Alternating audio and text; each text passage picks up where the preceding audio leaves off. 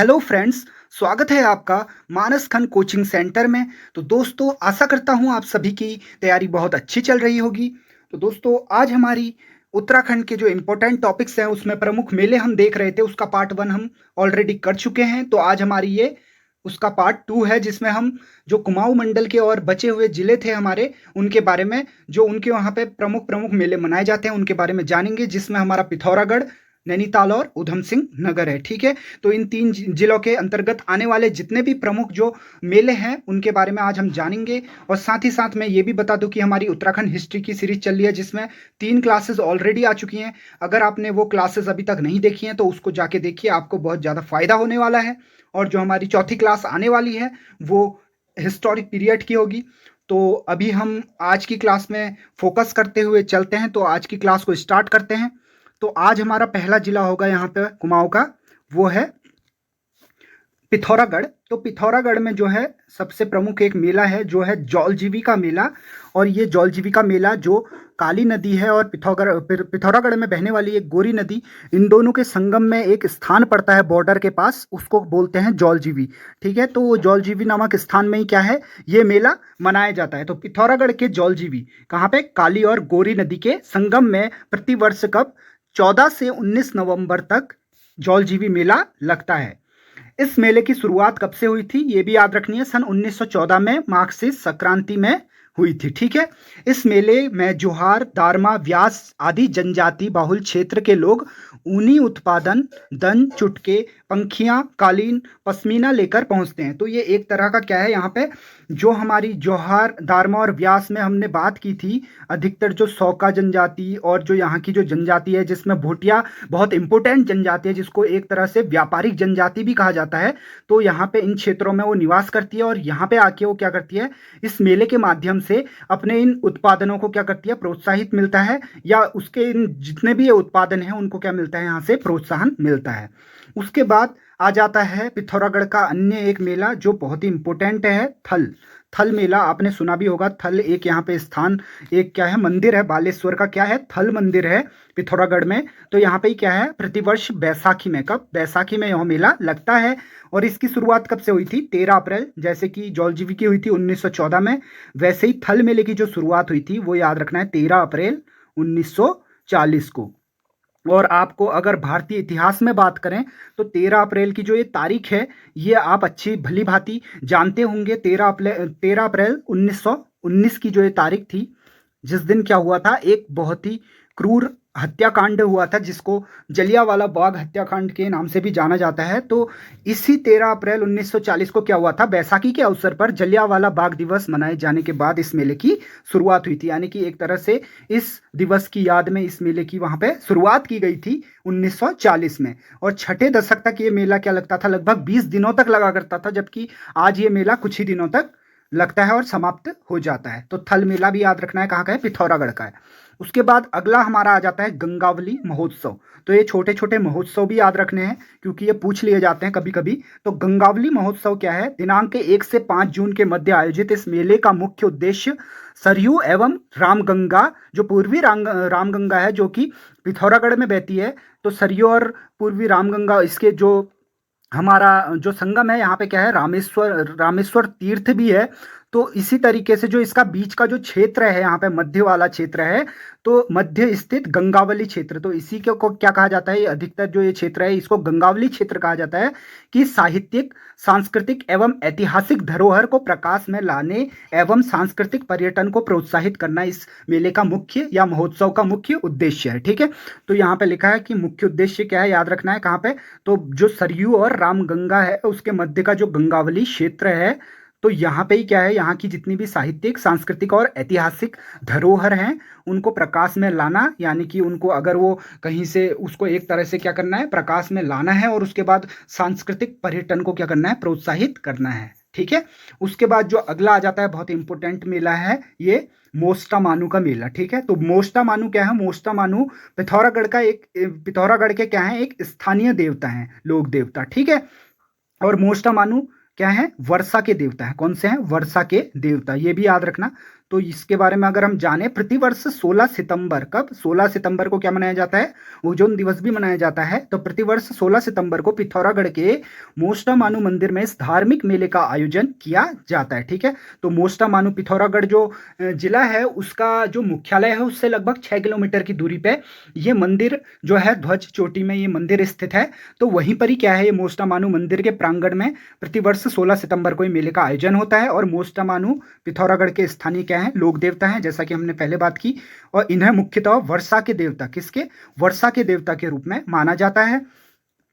उसके बाद बात करें इस उत्सव के दिन क्या क्या होता है। इस उत्सव के दिन यज्ञ अनुष्ठान भी होते हैं और साथ साथ क्या होता है, जागर का आयोजन भी होता है, जिसमें डांगरी डांगरी क्या होते हैं, जो जागर में मुख्य देवता कहे जाते हैं। तो देवता का तो देवता क्या करते हैं, जो स्थानीय लोग हैं, आसपास के गांव के लोगों की क्या करते हैं, समस्या को सुनते हैं, उनका निराकरण करने की कोशिश करते हैं। ठीक है, तो ये कुछ ऐसे इस तरीके से क्या है, मोस्टामानू मेला है हमारा, कहाँ का, पिथौरागढ़ का। ठीक है, उसके बाद अगला आ जाता है हमारा पिथौरागढ़ का ही ये एक महोत्सव है, ये याद रखना है, कनाली छीना महोत्सव। ठीक है, कनाली छीना महोत्सव यह पिथौरागढ़ में मनाया जाता है।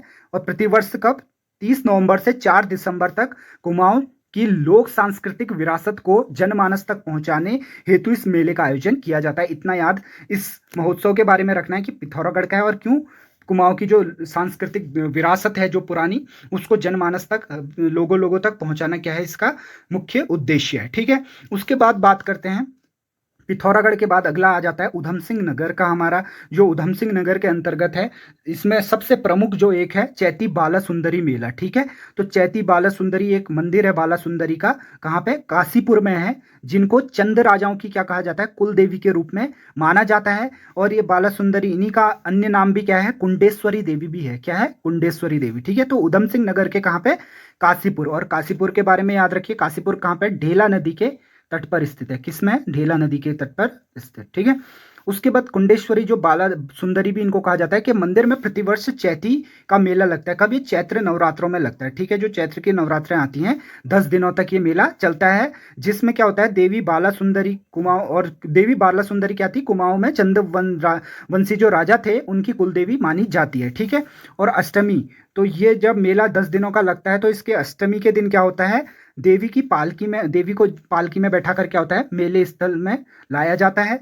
देवी स्वर्ण प्रतिमा, और इसी दिन क्या होता है, देवी की स्वर्ण प्रतिमा को मंदिर में भी स्थापित किया जाता है। इस दौरान लोग जगह जगह में क्या करते हैं, तो जिन जिन स्थानों से ये डोले को लाया जाता है, लोग क्या करते हैं, जगह जगह पर पूजा अर्चना भी करते हैं डोले की। ठीक है, और साथ ही साथ बुक्सा, तो चैती बाला सुंदरी मेले से जो है किस जनजाति का लग लगाव है, तो ये याद रखना है, बुक्सा लोग इनसे बहुत जुड़े हैं और बढ़ चढ़कर इसमें क्या करते हैं, भाग भी लेते हैं। और अधिकतर इधर पे ही वो निवास भी करते हैं, यहाँ पे यूएस नगर के एरिया में। हालांकि नैनीताल के भी कई क्षेत्रों में इनका निवास है, तो लेकिन यूएस नगर में सबसे ज्यादा बुक्सा लोग रहते हैं। ठीक है, उसके बाद बात करते हैं अगला ही उधम सिंह नगर का एक बहुत ही प्रमुख मेला है, जिसको क्या कहा जाता है, अटरिया मेला। ठीक है, ये याद रखना है, अटरिया मेला कहाँ पे मनाया जाता है, ये उधम सिंह नगर का रुद्रपुर स्थान है, वहां पे क्या है, अटरिया देवी जी का एक मंदिर है, तो वहां पे ही क्या होता है, ये मेला लगता है। ठीक है, तो यह मेला उधम सिंह नगर के रुद्रपुर में अटरिया देवी के मंदिर में लगता है। यह मेला प्रतिवर्ष नवंबर में कुमाऊं के चंद राजाओं के समय से ऐतिहासिक एवं पौराणिक महत्व के मेले के रूप में मनाया जाता है। तो जो पहला वाला था बाला सुंदरी मेला, वो भी चंदों से संबंधित है, और अटरिया मेले का संबंध भी किन राजाओं से, चंदों से ही है।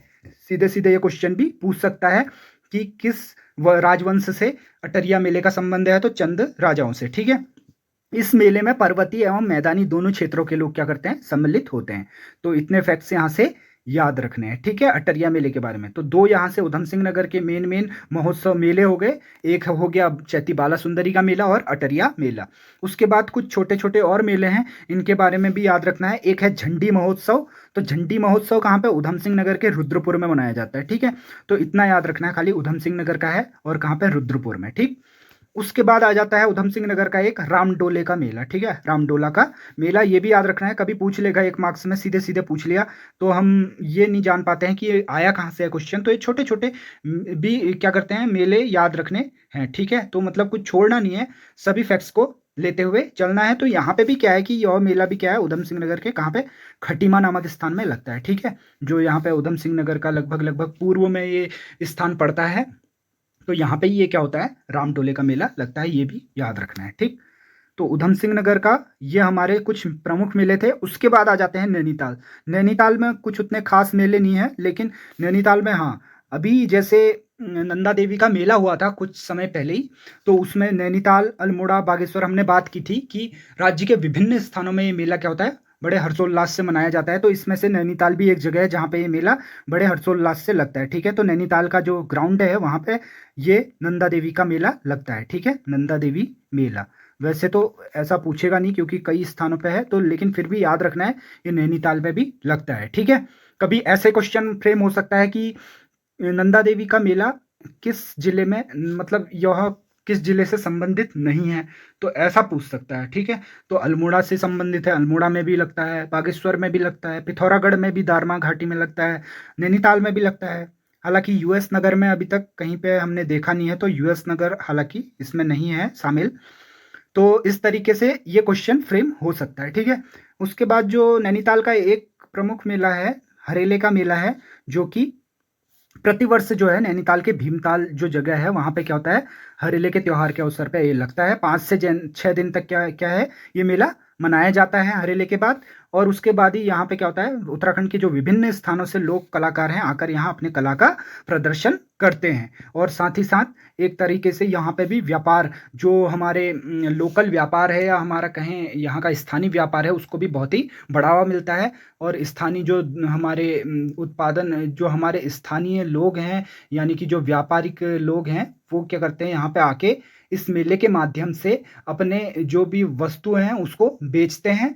और साथ ही साथ उनके इस जो है व्यापार को यहाँ से प्रोत्साहन मिलता है। ठीक है, जैसे कि जौल जीविका मेला था, वैसे ही यहाँ पे भी क्या है, एक तरीके से यहाँ पे भी व्यापार को प्रोत्साहन दिया जाता है। तो यहाँ पे हमारे ये आज की इस क्लास में कुमाऊं मंडल के सभी मेले क्या हैं, प्रमुख वाले सभी क्या हो गए हैं, कवर हो चुके हैं। तो इनके बाहर मेरे को लगता नहीं है कि कुछ आएगा, क्योंकि हमने जितने भी बुक्स हैं मेन मेन उन सभी से इनको क्या किया है, कवर अप किया है। ठीक है, तो अब हम अगली क्लास जो देखेंगे मेलों की, प्रमुख मेलों की, उसमें सभी गढ़वाल मंडल के सारे प्रमुख मेले देखेंगे। ठीक है, तो अगर आपको ये क्लास पसंद आई है तो इसको लाइक कीजिए, अपने दोस्तों के साथ शेयर कीजिए और चैनल को सब्सक्राइब कीजिए। धन्यवाद। जय हिंद, जय भारत।